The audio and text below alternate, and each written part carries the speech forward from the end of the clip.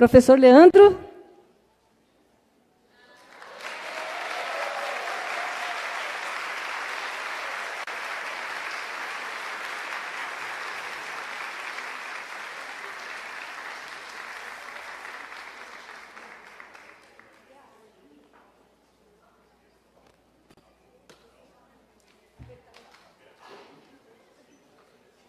Aqui agora deu. Muito boa tarde. Hoje de manhã comecei a dar aula, estava fresquinho, mas a Unicamp não nos decepciona, né? Sempre vira workshop de Auschwitz aqui à tarde. E é um grande prazer vir nesse evento. Há uma contradição no título em relação à minha fala, porque eu não posso falar da alegria de ser mulher.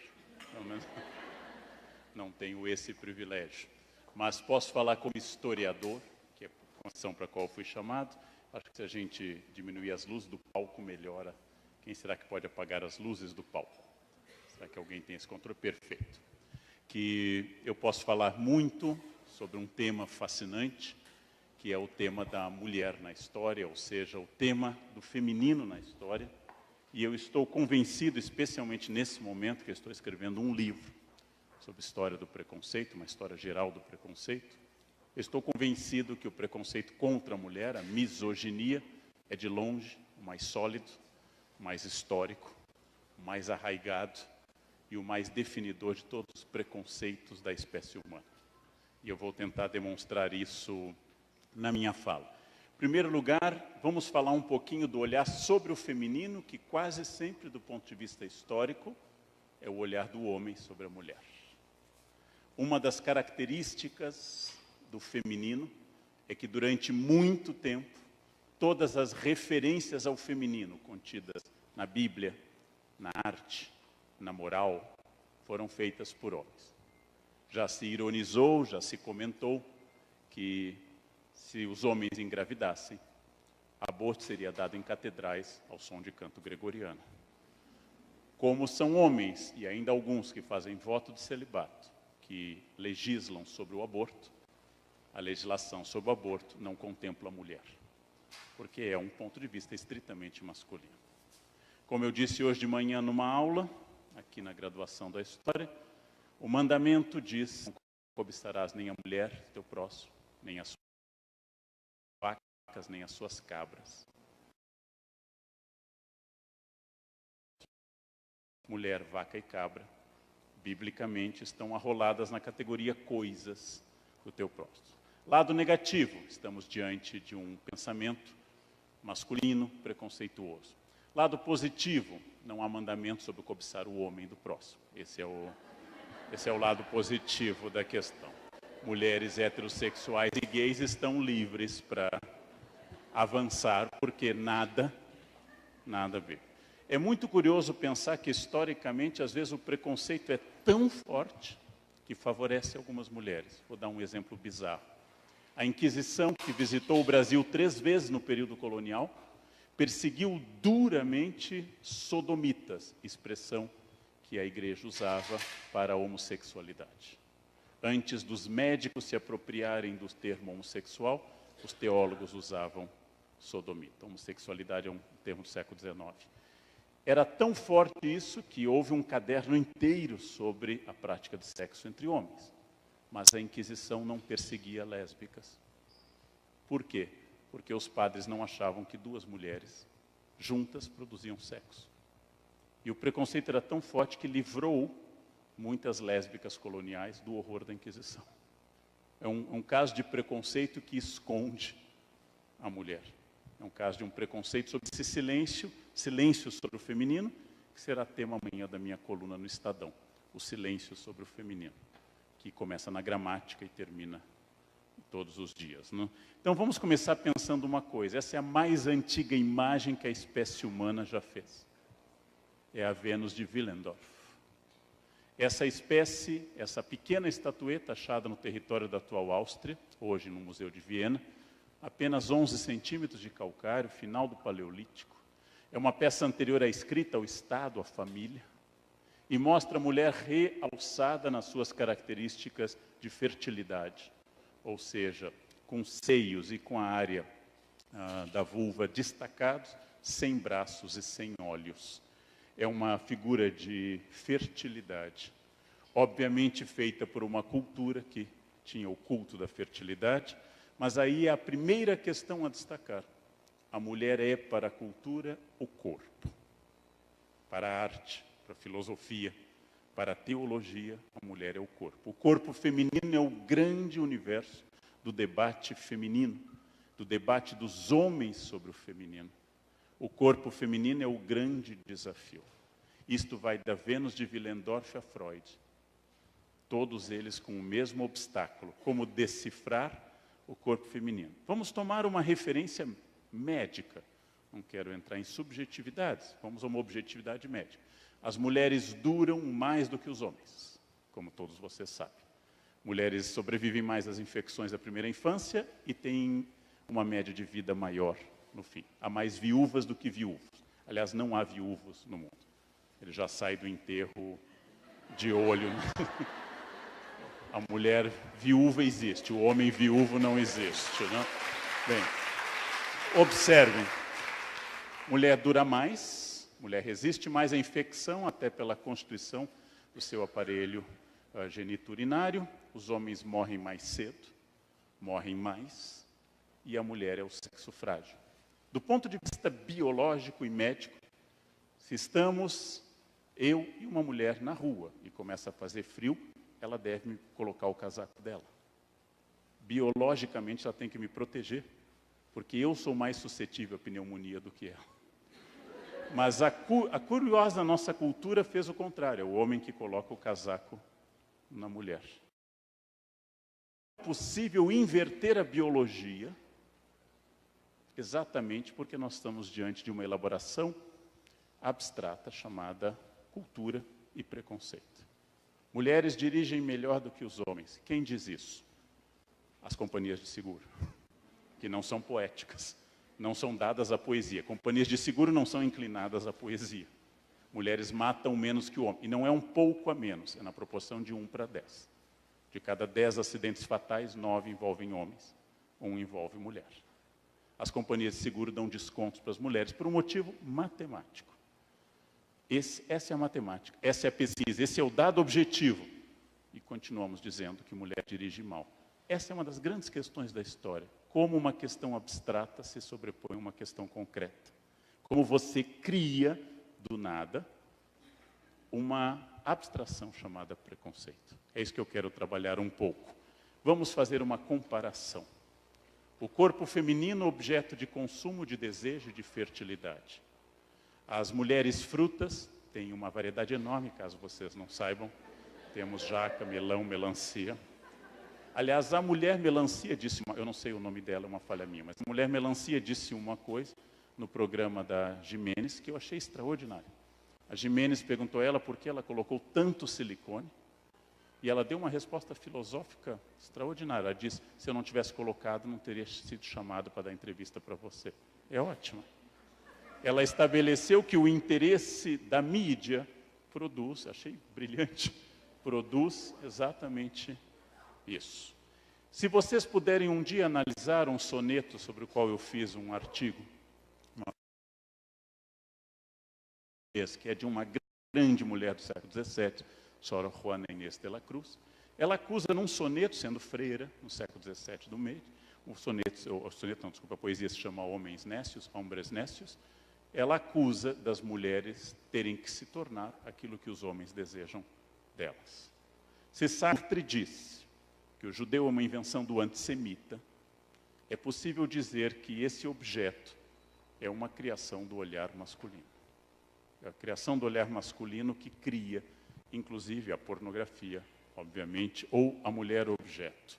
Ou as mulheres clássicas, a Vênus pudica, que tapa sua área genital, e que é o modelo do feminino como Vênus. E aí, muito interessante, Vênus, em latim e italiano, Venere, de onde derivam doenças venéreas. A doença venérea é feminina. Ora, vocês vão dizer o óbvio, doença venérea não é feminina, ela é humana. Se transmite pelo sexo. Sexo, em geral, precisa 2. Em geral, não, mas não vamos nos deter em detalhes. Para transmitir doença venérea, precisamos de dois. Vamos definir pelo menos dois. E a doença venérea é feminina. Venérea de Vênus. É muito curioso isso. É muito curioso vocês começarem a construir esses modelos dessas Vênus pudicas, mas que transmitem doenças. Doenças venéreas. Vênus vitoriosa, Vênus Vitrix, a mais famosa do mundo, a de Milo, no Louvre. Estátua helenística, que as mães francesas advertem às crianças que ela tinha o hábito de roer unhas, por isso chegou aqui, é bom exemplo para as crianças. E eis a Vênus que mostra um pouco da nádega realisticamente, mas é a imagem da qual se retiravam as medidas para a Miss Universo. Era da Vênus de Milo. Agora vamos refletir sobre uma coisa. Por que eu digo que o olhar sobre o corpo feminino é decisivo e o olhar sobre o corpo masculino não é tão decisivo?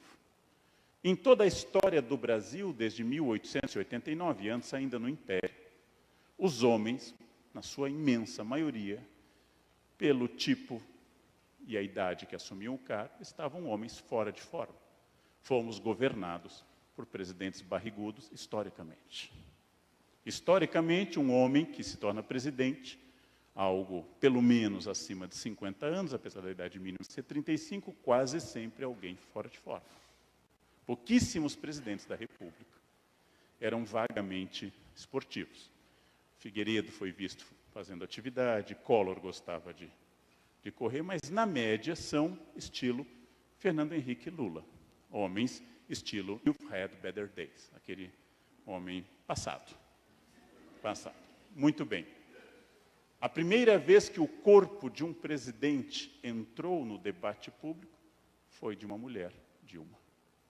Não tem aqui nenhum ataque ou defesa do governo Dilma. Estou preocupado com a figura do feminino. O ataque ou defesa do governo Dilma é outra característica, mas se comentava, fazia memes e se trazia sobre a dieta de Dilma, Dilma na bicicleta, Dilma acima do peso, Dilma magra e assim por diante.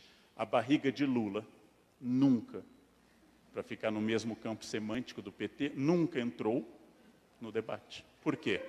Porque é o olhar masculino sobre o feminino. Cabe à mulher manter a boa forma. Ou seja, essa é uma ideia interessante, a Vênus mãe, a Vênus genetrix, ou seja, a Vênus mãe que é coberta. O mistério do feminino nas obras de Bronzino, nas obras de Tiziano. O mistério do feminino é juntar essas duas coisas contraditórias, a sedução sexual, a vaidade, com a maternidade. Quando a igreja apresenta um modelo de mulher aos cristãos, apresenta uma virgem. Uma Theotokos, uma mãe de Deus, Partenós, virgem. Ou seja, um modelo impossível de ser seguido. E na cabeça dos homens, provavelmente na cultura ocidental, nós definimos dois modelos de feminino. Ou a mulher é uma prostituta, ou é uma virgem. Ou ela é inteiramente pura, ou ela é entregue. São os dois modelos. As mulheres reais não existem. É a Vênus que nasce em Botticelli, a Vênus que nasce com seus longos cabelos soltos, sinal de que ela é solteira, a Vênus numa concha, símbolo da genitália feminina, a Vênus que nasce com anêmonas e rosas, com Zéfiro, Flora, soprando sobre ela, a figura do feminino, platônico, distante, a figura que Rubens pintou, Rubens, grande pintor flamengo barroco, a figura do espelho, que até hoje é o símbolo do feminino. Vocês veem isso nos espelhos, nos banheiros e talvez não tenham se dado conta. O que define a mulher é o espelho. Quem tem filho homem sabe que o número de horas de um homem diante do espelho é gigantesco. Na adolescência, o tempo todo. O tempo todo. Porém, o que define o feminino é o espelho. Quem pintou isso? Rubens. Rubens pintou isso. Lembrem que nesse momento, a beleza feminina é definida pela abundância e pelo caráter branco. Uma mulher de elite come mais do que precisa e não pega sol. As pessoas simples são magras. As pessoas de elite estão acima do padrão que hoje nós chamaríamos de magra. Não, é só uma questão de nascer na época certa, né? É só essa questão histórica. Mas vejam, Não seria apenas notável que a mulher fosse definida pelo espelho, mas é notável que o homem, Marte, é definido pelo escudo. O homem é a força militar, a ação, o indicativo, o caráter direto e ativo. A mulher é o caráter passivo. Muito curioso isso também, porque quem está pintando essa imagem, que é Botticelli também, Vênus e Marte, quem está pintando essa imagem é um homem, refletindo que cabe ao homem o guerreiro, cabe à mulher a vaidade, cabe ao homem o aspecto externo, cabe à mulher o aspecto interno. Visitei um casal de amigos, professores da Unicamp, ambos doutores, livre-docentes, poliglotas viajados, ambos destituídos de discursos preconceituosos, ambos excelentes pessoas, casados. Entro na casa e ela me diz: desculpe a bagunça, estou falando de professores universitários. Ou seja, não estou falando de pessoas que simplesmente reproduzem o discurso sem refletir sobre ele. Não cabe ao homem dizer: hoje não pude encerar, hoje não deu tempo para passar um pano. Cabe à mulher, se ela for, como essa minha amiga, professora, doutora, livre-docente. E isso é a força da cultura. Isso se chama cultura. Ela é um pouco anterior a nós e é um pouco mais forte. Um amigo meu, que tem agora 3 livros sobre educação de crianças, um homem do Rio Grande do Sul, que mora agora em Santa Catarina, chamado Piangers, que escreveu sobre ser pai, ele reclama de uma frase. Ele é um excelente pai, que é a frase, quando ele está com a filha num parque, agora ele tem 2, diz: você está de babá hoje? Ele diz: não, eu sou pai. Eu gosto dessa resposta. Porque a resposta "eu estou de babá" significa: a função é da minha mulher, mas como eu sou legal, como eu sou bacana, como eu sou uma pessoa que ajuda, eu vim ajudar. Eu ajudo minha mulher, troco fralda quando precisa. Quer dizer, a função é dela, mas eu sou tão legal que eu ajudo. É interessante supor que você ajuda alguém que você gerou. Eu estou ajudando a proteger o fruto meu também. É muito curioso isso. Bourdieu, o que seria, é um pintor acadêmico francês, fim do século XIX, o que seria o feminino? O feminino clássico é esse, sem pelos, sem divisão vaginal, sem lábios, sem nada, e, acima de tudo, com o cabelo comprido. O cabelo comprido é fundamental para o feminino, nessa definição. A mulher se define pelo cabelo. Então, é uma característica que eu estudo bastante em arte, naturalmente, sem nenhum interesse pessoal. Eu sou inteiramente liberto dessas questões, mas o cabelo é central. Um cabelo solto, comprido, oscilante, traz à tona uma outra questão para o Brasil. Quando eu cruzo, como eu comentarei amanhã no meu artigo, um preconceito terrível, a misoginia, um outro preconceito igualmente danoso, que é o racismo, para explicar que o Brasil é o país do mundo que mais produz e consome chapinha. Somos a terra da chapinha. Né? Antigamente, com soda cáustica, se alisava cabelo, com ferro quente. Ferro quente. Hoje, com a chapinha. Todas as pessoas têm direito, obviamente, a terem o cabelo na densidade, no tamanho, na quantidade de cachos que bem desejáveis. Mas sermos o paraíso da chapinha é um indicativo interessante. Num país em que o elogio aos olhos é sempre por serem claros. Que olhos bonitos, 2 pontos, verdes ou azuis. E aqui é o cruzamento de 2 questões, misoginia e o racismo. São 2 questões. Por isso nós temos ainda subdivisões. É pesado ser mulher no Brasil e é mais pesado ser mulher negra. Então nós temos uma sobreposição, qual nós vamos tocar um pouco. Um pintor ucraniano, famoso, com uma Vênus e seus cabelos. Jogar o cabelo é um tique que toda menina sabe, como parte de um instrumento de sedução. Jogar o cabelo, fazer para lá e para cá. Sei que não dá para não dá para imaginar em mim, mas é assim mesmo, né? Façam em casa, né? Esse é respeito. Né? Cabanel pinta Vênus nascendo com os cabelos. Eu estava no Egito com um guia e ele tentava explicar de forma, inclusive, muito simpática às alunas que me acompanhavam por que a mulher deveria cobrir os cabelos na rua. E ele explicava elogiosamente. Ele explicava dizendo que a mulher é tão bonita, o cabelo é tão sedutor, ela é tão chamativa, que os homens se perturbam e deveriam cobrir. E uma aluna paulista perguntou, mas por que o senhor pode exibir o cabelo e desabotoava a camisa mais ou menos até a região da hérnia inguinal? Mais ou menos assim, ele botava assim. E ao exibir o peito, né, que ela perguntou por que ele não. E ele, curiosamente, acho que nunca tinha passado pela cabeça dele que ele fosse sedutor. Ele não era sedutor no sentido, mas nunca tinha passado pela cabeça dele que o homem fosse fonte de sedução. Esse é o peso da cultura também. Esse é o peso da cultura. É muito curioso tudo isso. A Vênus da nádega bonita, kalos, bonito em grego, pigeiron, nádega.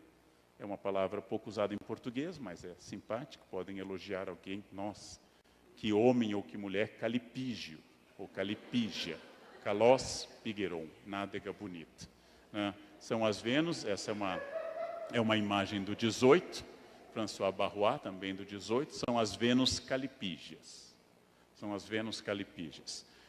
Essas imagens, Vênus dormindo de Giorgione, o jovem Giorgione, que morreu tão cedo, mostra uma Vênus com esse jogo entre a pudica e a oferecida, que é um dos jogos básicos da estrutura da sedução.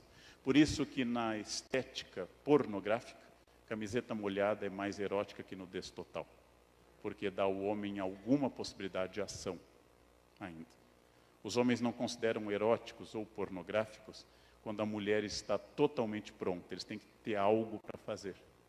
Então, uma camiseta transparente, ou então uma mão sobre a região vaginal é importante. Significa que você ainda tem algo para... Você tem sentido nesse jogo de conquista.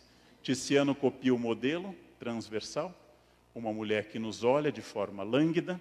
O ventre é mais importante que o seio na Itália. No Brasil seria o quadril, nos Estados Unidos seria o seio. Varia um pouco a geografia, podíamos dar uma outra palestra sobre isso, mas varia um pouco a geografia do desejo. Na Itália é o ventre de parideira, é o ventre pronto para parir, que é sedutor.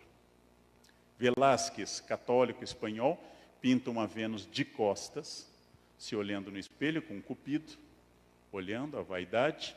Bernini introduz uma novidade ao pintar a Beata Albertone, ao esculpir a Beata Albertone, igreja de São Francesco a Repa, em Trastevere, em Roma, onde a Beata está tendo um êxtase, e esse êxtase é muito próximo de um sentimento sexual. Tanto o êxtase de Santa Teresa, na igreja de Nossa Senhora da Vitória, quanto essa da Beata Albertone, é um apelo erótico religioso.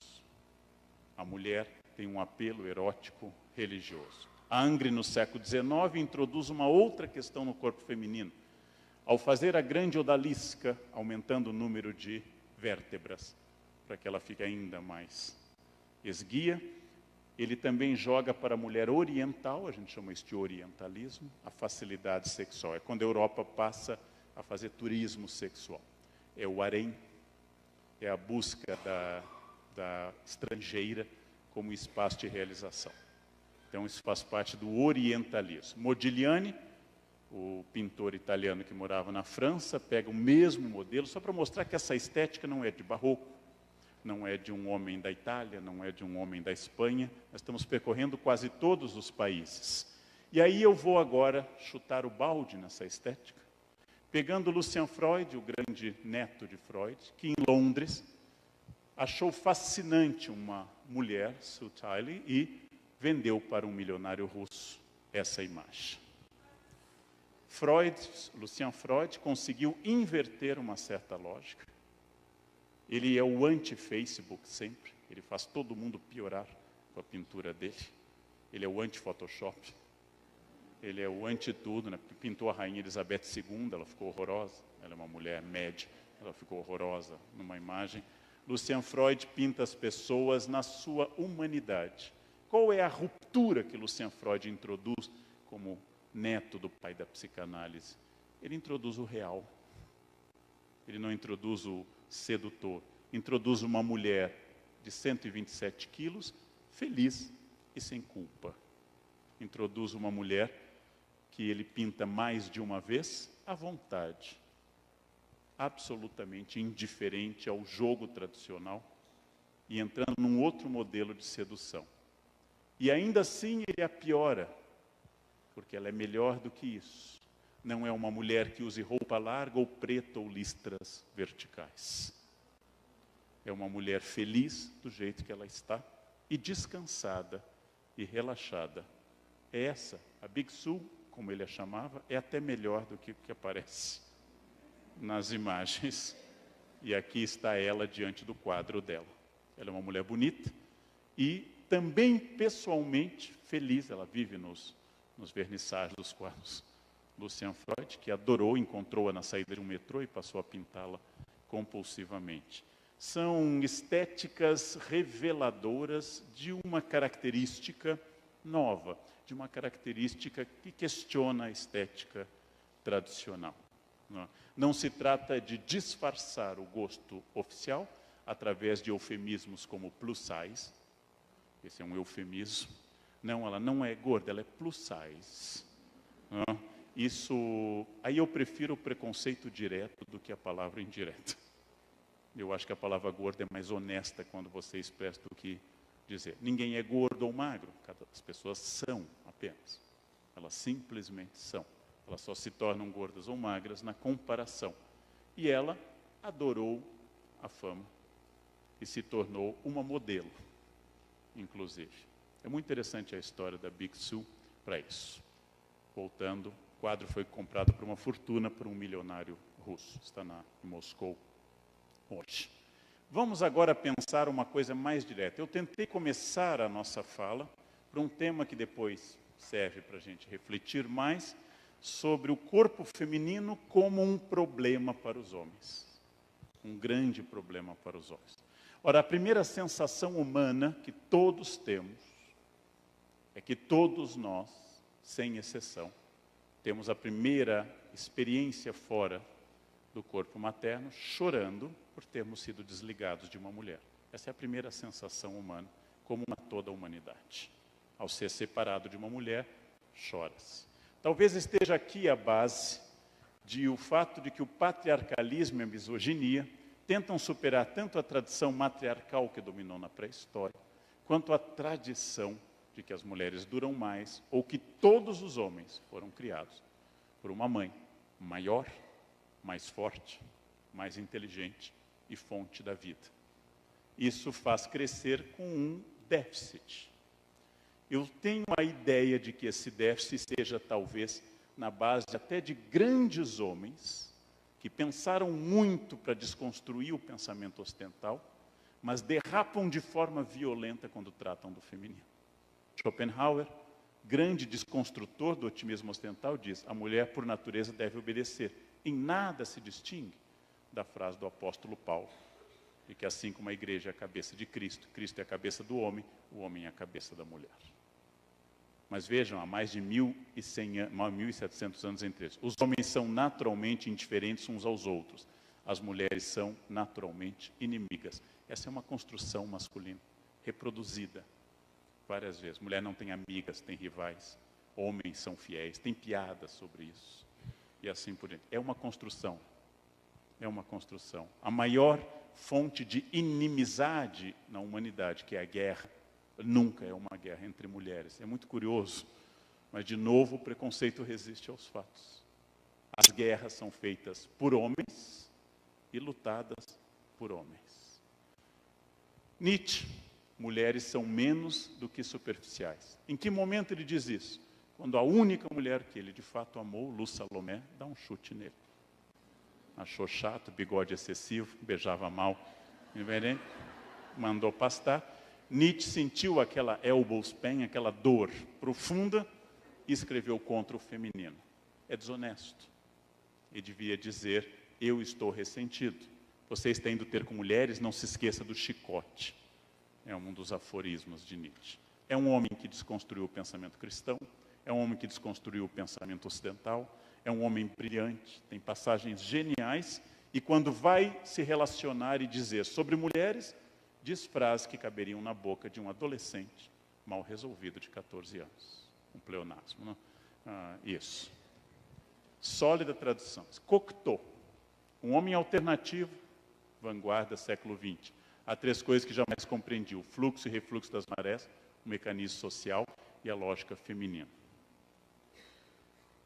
A mulher é, reconheçamos, um animal inepto e estúpido, ainda que agradável e gracioso, diz o maior humanista do século XVI, Erasmo de Roterdã, e autor do Elogio da Loucura.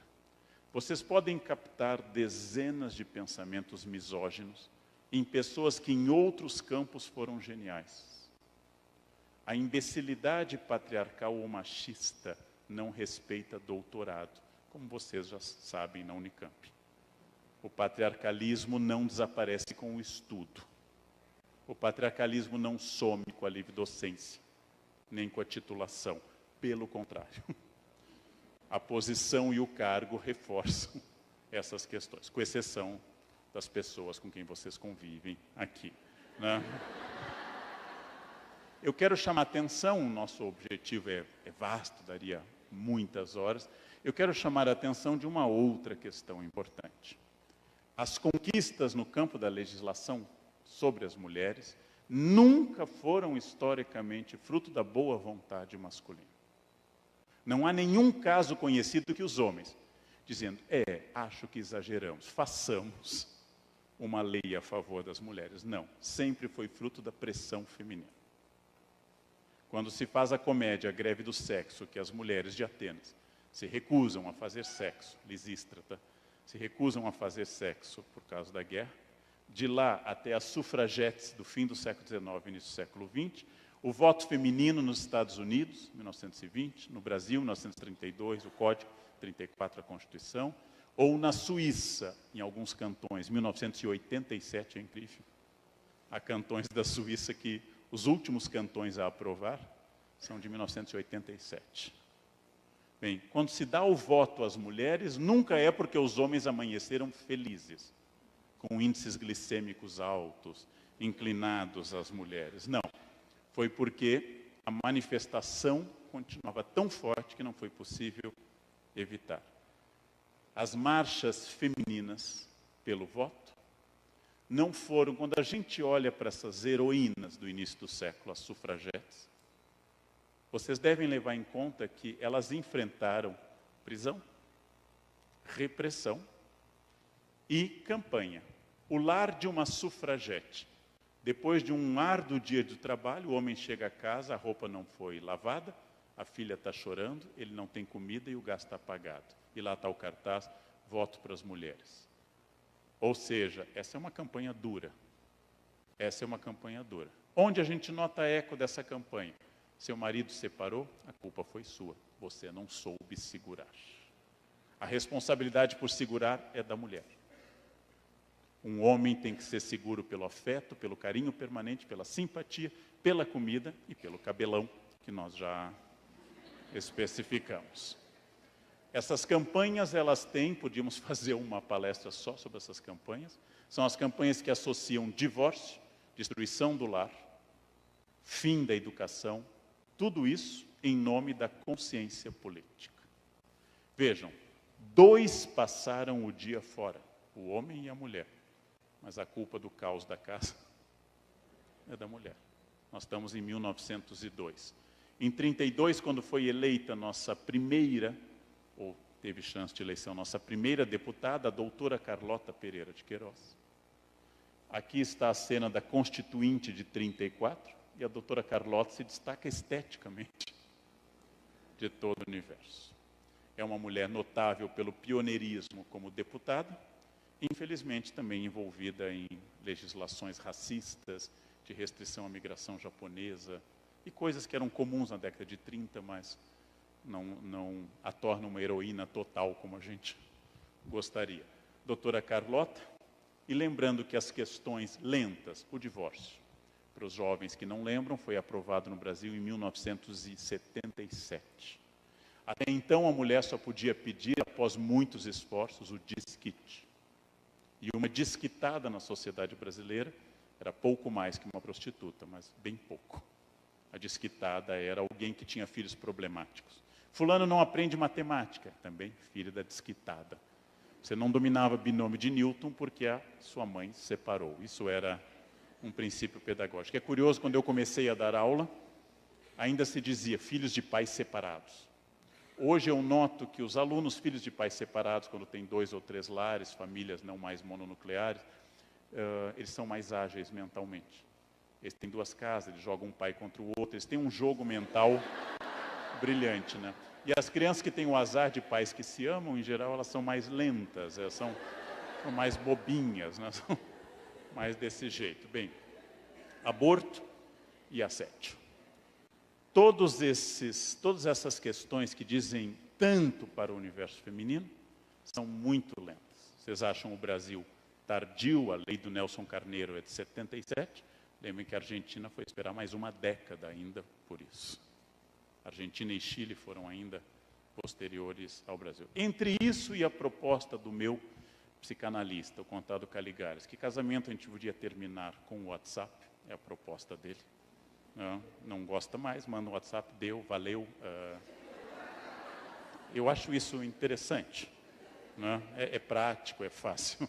E tem a união que é dos Yanomami, estudados por um antropólogo norte-americano. Quando homem e mulher querem se juntar, fazer um casal, um põe a rede do lado do outro. Se nenhum deles reclama, estão casados. Divórcio, um deles pega a rede, põe do outro lado. É tão legal, né?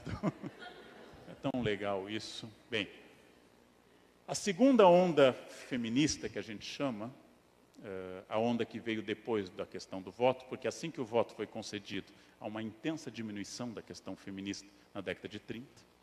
A segunda onda feminista é fruto da ação de grandes intelectuais, como Simone de Beauvoir, que em 49 lançou o seu Segundo Sexo. Mas coisa que interessante, a frase símbolo do livro, ela diz uma das coisas mais óbvias, mas que era uma novidade em 49. O biológico é mais ou menos determinado. Mas ser mulher é mais do que o biológico. Ser mulher ou ser homem nasce de uma identidade cultural, de uma produção e de um processo. Ela diz, não se nasce mulher, torna-se. A mulher tem que ser estimulada através de receber bonecas na infância. O homem tem que ser estimulado pela mãe. Homem não chora. Eles vão sendo estimulados a um comportamento. Ninguém nasce homem, ninguém nasce mulher. Eu nasço biologicamente, XX ou XY. Mas isso é parte do processo. Ela diz uma coisa óbvia e ela explica no livro. O mais espantoso, gente, não é que em 49 isso fosse revolucionário. É que no Enem de 2015, essa frase, de 49. Bom, como o Brasil descobriu a Guerra Fria agora, descobriu que o mundo tem comunistas e não comunistas, nada como o mundo agora descobrir Simone de Beauvoir. Em breve descobriremos Rousseau, Montesquieu. Nós estamos indo em busca dessas vanguardas. O que me espanta é como isso causou esse incômodo. Como escreveu uma especialista, e eu endosso inteiramente, perguntada sobre quantos gêneros nós temos na espécie humana, ela falava sobre gêneros, ela parou e pensou, provavelmente nesse momento 7 bilhões. Hoje no mundo nós temos 7 bilhões de gêneros. Agrupados, grosso modo, em 30 ou 50 subgêneros. Mas dividir o mundo em masculino e feminino é um pouquinho errado, para dizer o mínimo, é um pouquinho errado. Mas vamos continuar. A identidade de gênero ao nascer, todos os culturalistas, como Michel de Foucault, todos os pós-estruturalistas vão insistir isso na sua história da sexualidade. Gênero é ensinado.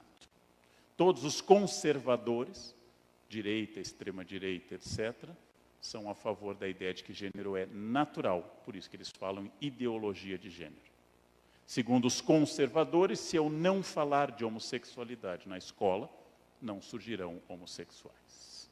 Essa é a fantasia conservadora. Ou seja, que a sexualidade é estimulada pelo debate. O único país do mundo em que nós já podemos fazer uma análise muito curiosa sobre casais homoafetivos que adotam crianças, que é a Holanda. A Holanda tem essa experiência antiga, casais homoafetivos que adotam crianças. O único estudo que nós temos sobre a orientação sexual dessas crianças é que elas são, em média, 10% de orientação homoafetiva. A mesma taxa que existe nos casais heterossexuais. E aí o mundo constata, abismado, a sexualidade dos pais não determina a sexualidade dos filhos, senão não haveria homossexuais. Grosso modo, todo mundo é filho de heterossexuais, grosso modo, claro, não vamos entrar em detalhes, mas todo mundo é filho de casais heterossexuais. Grosso modo, toda criança homoafetiva, todo jovem homoafetivo nasceu de um casal hétero, com irmãos e primos héteros, em escola homofóbica, ouvindo piadas e agressão, sinal de que a natureza é mais forte até do que a imbecilidade humana. A natureza é mais forte do que isso. Não se trata de debater ou não. Não debatendo, eu posso fazer outra coisa. Mas vamos pensar. Um homem sexualmente ativo é chamado através de palavras positivas. Tigrão, garanhão, etc. O homem sexualmente ativo recebe palavras positivas. São animais bonitos e são animais impressionantes. A mesma característica nas mulheres recebe outras palavras. Ninguém tem afeto por esse peixe.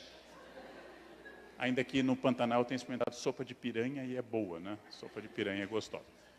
Quando eu uso piranha para designar uma mulher que faz o mesmo que um homem ao fazer se torna tigrão, ou leão, ou garanhão, ou touro, ou qualquer outra metáfora, é sinal de que eu concebo na frase, na expressão, que sexualidade é uma honra para os homens e uma mancha para as mulheres. É muito curioso isso. As palavras implicam muito no nosso mundo, expressam muito no nosso mundo. Já mostrei que as mulheres estatisticamente dirigem melhor, são mais prudentes. Não sei se é natureza, eu não sou um estudioso de gênero, não sei se é natureza, eu não gosto da palavra natureza, mas as mulheres, talvez por terem uma avaliação da extensão do custo da vida. Não? O que significa cada ser humano que está nesse auditório. A quantidade de horas de colo e de fraldas é um custo muito grande, mas as mulheres ainda têm a fama de dirigirem mal. O cavalheirismo e o cavaleirismo, os dois, que se misturam bastante, são uma forma sofisticada de domínio feminino. Eu abro a porta para você por você ser mais fraca. Eu ponho o meu casaco porque você é mais frágil, e já indiquei que isso é falso. Eu coloco o meu casaco na poça d'água para você passar sobre ele, figura mais antiga. Sinal de que você é tão pouco prática ou inteligente que não conseguiria dar a volta na poça d'água. É melhor gastar com a lavagem do casaco. Eu pago a sua conta porque você ganha menos do que eu, o que estatisticamente é verdade. As mulheres ganham menos do que os homens, mas é uma forma de domínio. E, finalmente, eu coloco a você, regra de etiqueta, na parte interna da calçada, e eu, homem, vou na parte externa, porque se vier um perigo da rua, você é tão lenta, você é tão perdida, que você não vai vir vindo um caminhão, ele vai nos atropelar, não? Então, o cavalheirismo manda que você coloque a mulher na parte interna da calçada. Quando, estatisticamente, quem não consegue perceber nada ao seu redor é o homem. Quem não acha nada em casa é, estatisticamente, o homem. O cavalheirismo, ele é simpático, já foi dito que ele é a parte agradável do machismo. Eu não faço uma catilinária, um estudo contra o cavalheirismo, mas eu quero lembrar que quem lhe presenteia, lhe abre a porta e faz essas coisas, também lhe controla. Não? Então, são características a se pensar. A Rainha Vitória foi provavelmente a primeira mulher a casar de branco na Europa. Nós não temos registro de outras. Introduzindo uma novidade do branco, que substituiu simplesmente a roupa de festa, que no Oriente ainda é dominantemente o vermelho, a roupa da vida, do sangue, e não a roupa do luto, que é o branco. O branco é luto, né? Cadáver, sem sangue, etc. O branco, hoje está na moda o off-white, é importante Até o off-white está mais forte que o branco. Casar de branco significa que você vem com um lacre inviolável, o símbolo da pureza, da virgindade. As jovens anotem a palavra virgindade, depois a gente procura no Google. Os mais velhos, como eu, lembram. Mas os jovens não lembram mais. Meus professores na França diziam que virgem, um homem e uma mulher virgem, são uma criança feia de 7 anos. Aí é virgem. O branco, mas vejam a simbologia do casamento. A noiva é trazida pelo pai, o seu dono até então. É levada até a frente e entregue a outro homem. O noivo vai sozinho ao encontro dela. É uma simbologia. A bênção da fertilidade na Igreja Católica e na Judaica é dada sobre a mulher, já que a infertilidade na Bíblia é exclusivamente feminina. Permite-se o divórcio de um judeu religioso mediante a infertilidade que é sempre da mulher. Não existe infertilidade masculina no discurso religioso. É um dos motivos para o divórcio. E como vocês sabem, ao contrário da década de 60, nós estamos num momento mais careta da história. Há mais gente querendo casar agora do que há 50 anos. Se vocês alugarem uma igreja de grande procura em São Paulo, como Nossa Senhora do Brasil, ou São José, que tem que ser alugada com 2 ou 3 anos de antecedência. Se vocês alugarem uma igreja dessa e romperem o noivado, é melhor manter alugado e achar um outro. É mais fácil hoje achar um outro marido do que um lugar na Igreja Nossa Senhora do Brasil. Aqui vai o meu conselho, caso seja um desejo de vocês. Eu diria, isso é subjetivo, vocês podem contestar imediatamente, que ao contrário da década de 60, a fase atual que é mais conservadora, as netas têm o mesmo sonho das avós, casar de branco na igreja, com um marido rico e bem-sucedido. Na média, isso é muito mais forte do que em 1968. Por exemplo, muito mais forte. As igrejas estão lotadas e ninguém está casando de vermelho. Está cada vez mais cafona o casamento. Tem até agora, tem drone. Vocês já viram? Cerimônia de casamento com drone. A cafonice está se sofisticando. A ideia de filhos e casa continua sendo atribuída às mulheres. 2 pais trabalham, criança passa mal, nunca se liga para o pai. Nunca se liga para o pai. Quem tem que abandonar o trabalho? Nunca será o pai. Sempre será a mãe. Significa que mesmo as chefes mulheres e as mulheres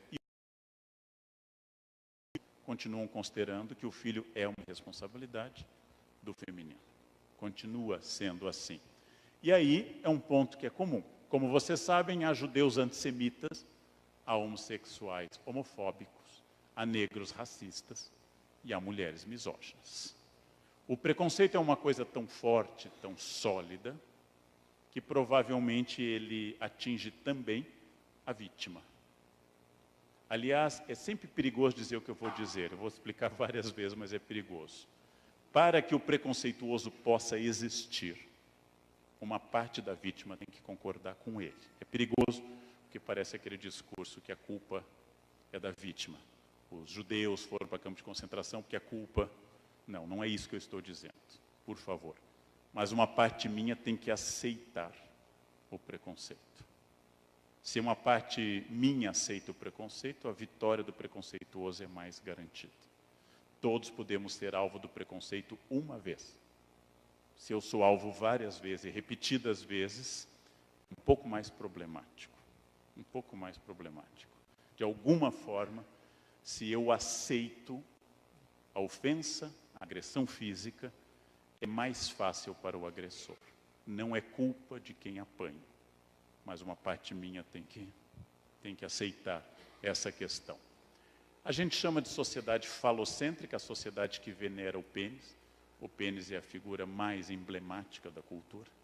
Homens se preocupam enormemente. Uma das coisas mais fascinantes, eu que lido com alunos, é a grande fantasia dos jovens de ter sexo com várias mulheres, quando na sua quase totalidade não dão conta de uma, mas tem a fantasia de ter várias ao mesmo tempo. É interessante isso, né? Não um harém, 4 ou 5 mulheres, não conseguem uma. E é interessante essa fantasia, mas é a fantasia que, aí eu vou invocar Simone de Beauvoir, é preciso também A Beth Friedan diz que o lar é um campo de concentração confortável.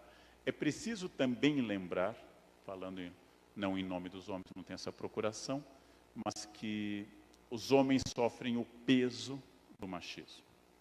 Eles não podem chorar, eles não podem ter dúvidas, eles não podem fracassar, eles não podem não ter ereção na hora correta, eles não podem ser humanos, eles são educados para isso. O que ajuda a explicar que das 9 pessoas que se matam a cada 100 mil no Brasil, censo de 2010, 7 sejam homens e 2 são mulheres.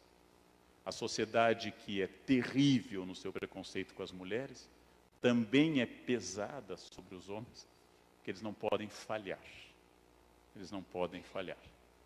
Isso não justifica nada, mas tentem entender quando a Simone diz, por exemplo, é preciso defender as mulheres, inclusive para que os homens sejam libertados do peso de oprimi-las. É preciso isso também. Gandhi dizia, precisamos libertar a Índia, para que os ingleses não precisem ser imperialistas também.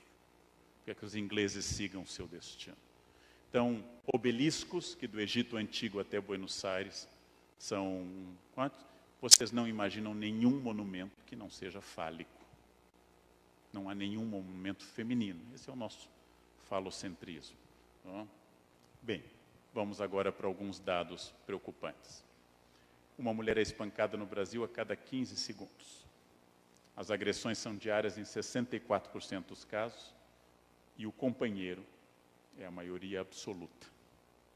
Esses dados vêm à tona no momento que a Lei Maria da Penha não apenas abriu mais um caminho, mas a Lei Maria da Penha permitiu que a gente tivesse acesso a mais dados. E aí vem o dado mais impressionante para mim. Isto é exclusivamente das mulheres que vão à delegacia. Isso não deve ser a totalidade. Infelizmente, suspeito que há muito mais do que isso. Ou seja, assim como eu meço o contrabando pela quantidade de peças apreendidas pela Polícia Federal, e não por aquelas que passam diariamente pela Ponte da Amizade, eu estou medindo a agressão do feminino pela Secretaria Especial de Política para as Mulheres. A Lei Maria da Penha deu um passo importante, e esse passo foi nos permitir ter uma extensão desse feminicídio que existe no mundo. A quantidade de mulheres, e aprendi isso com uma colega especialista, que apanha independe da classe social. Há burguesas que apanham, há profissionais liberais que apanham, há médicas que apanham, e há operárias e domésticas que apanham. A ideia de que as pobres apanham mais é uma fantasia. Infelizmente, é democrático e generalizado. Bom, e aí uma reflexão subjetiva, podem contestar à vontade. Não existe o homem agressor de uma vez apenas. Não existe. Quem bateu uma vez tem um potencial. Se você perdoar, é um exercício de cristianismo muito bonito. Mas vá até o fim na cruz, porque você vai morrer crucificado. Se você perdoar. Quer dizer, é exatamente o fato de que o surgimento das delegacias da mulher, porque antes a mulher tinha que enfrentar um delegado que ia perguntar se ela deu motivo para apanhar, é uma delegacia da mulher, é uma Lei Maria da Penha, e é uma novidade, que talvez algumas não saibam, e alguns não saibam, de que a mulher, uma vez denunciada, ela não pode voltar atrás, que era a coisa mais comum. Ela denunciava o companheiro, no dia seguinte apanhava mais um pouco, sofria uma chantagem emocional, ou o marido fazia as crianças chorarem, ela voltava à delegacia e retirava. Denunciado o crime da agressão, o delegado ou a delegada não podem retirar porque é crime público. Tem que ser investigado. E tem que ser muito investigado. E tem que ser muito punido. Então, essa é uma questão importantíssima. Encaminhando à conclusão, nós temos desafios enormes. Amanhã, no meu artigo no Estadão, eu faço um apelo a uma campanha de doação de fundos para a Fundação Maria da Penha, porque eles estão com problemas de fundos. Todas as atividades, por vários motivos, no último ano perderam verbas, por vários motivos. A orientação política atual é de não dar verbas para instituições assim. Por vários motivos, a Fundação Maria da Penha no Ceará está sofrendo contenção de verbas. Há um desafio permanente, que é o desafio de debater, fazer, pensar, levar adiante, o desafio de traduzir questões que afetem as mulheres e aos homens. Há pouco, estava num debate sobre o termo feminismo, e é muito curioso porque o termo feminismo começou a assumir, recentemente, leituras totalmente negativas. Inclusive, eu não sou feminista, eu sou feminino. Essa é uma das bobagens que devia ser mais evitada na boca de todo mundo. Tem coisa que a gente não devia dizer para não passar muita vergonha. Essa é uma delas, né? Tem coisas que são relativas, tem coisas que são absolutas, mas essa a gente deveria evitar. Feminismo é a luta pela igualdade humana. Feminismo é obrigatório para homens e mulheres. Feminismo é um sentimento necessário e indispensável para a dignidade humana. Feminismo não interessa às mulheres, interessa à sociedade. E eu queria recomendar o que eu li há apenas uma semana, o livro de uma autora da Nigéria, que eu conhecia por um TED há 4 anos, de 2013. Essa autora fez um livro traduzido agora, que é para educar crianças feministas. Recebi a indicação desse livro, li, gostei muito. Ela é autora de vários outros livros muito bons, como Hibiscos Vermelhos, etc. Mas esse livro em particular, um livrinho fininho, traduzido agora, ela diz que pais e mães têm que criar crianças feministas. E uma das frases dela eu coloquei na minha fanpage, que tem agora quase 900 mil pessoas. Uma frase também óbvia. Eu tenho que dizer às meninas em particular que o casamento não é um destino. Que ela pode casar e ser feliz, e ela pode não casar e ser feliz. E ela pode casar e descasar várias vezes e ser feliz. Eu acrescentaria, eu tenho que transmitir a ideia que até casando ela pode ser feliz. Quer dizer, essa é uma ideia revolucionária que eu estou lançando, né? É possível ser feliz no casamento. Há notícias, há casos, poucos, mas há casos, de que o casamento pode ser um ambiente de felicidade. É possível. Há dezenas de respostas no meu Face dizendo, eu nunca vou dizer isso à minha filha. Ela tem que entender que ela tem que casar. É assustador, 2017. É assustador.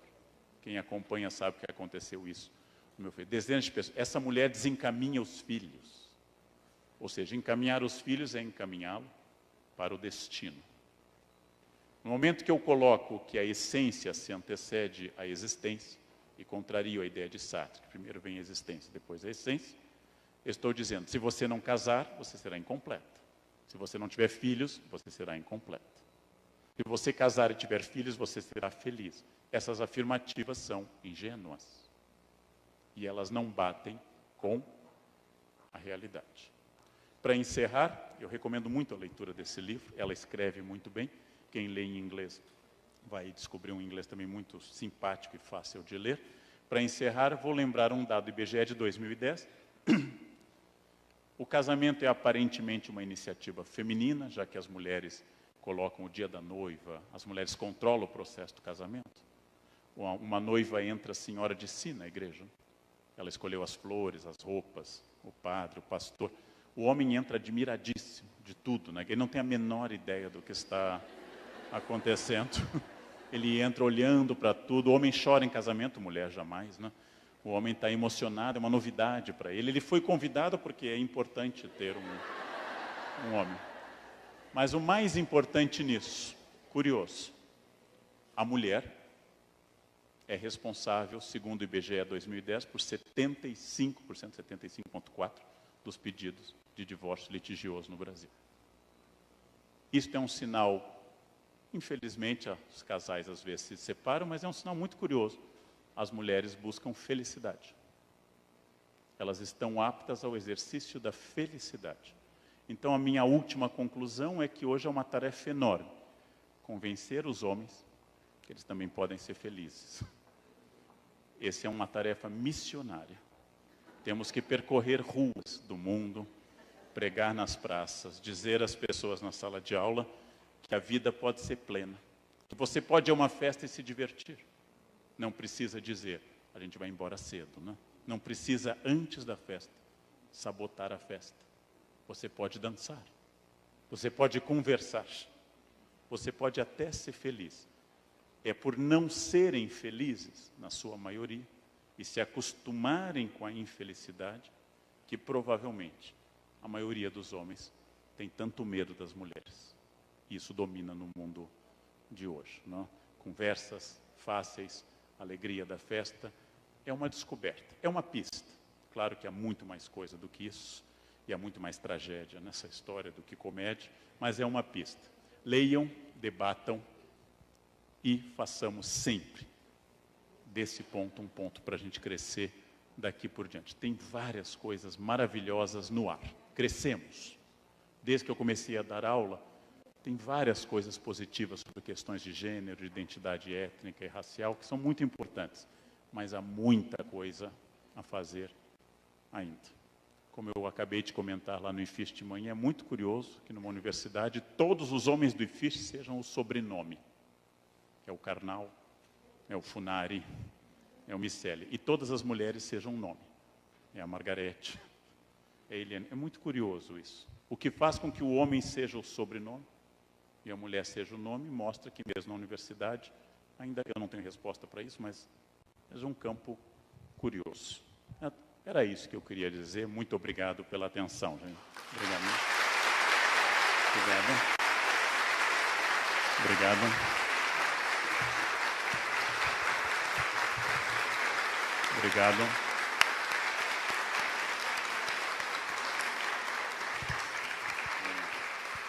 Muito obrigado.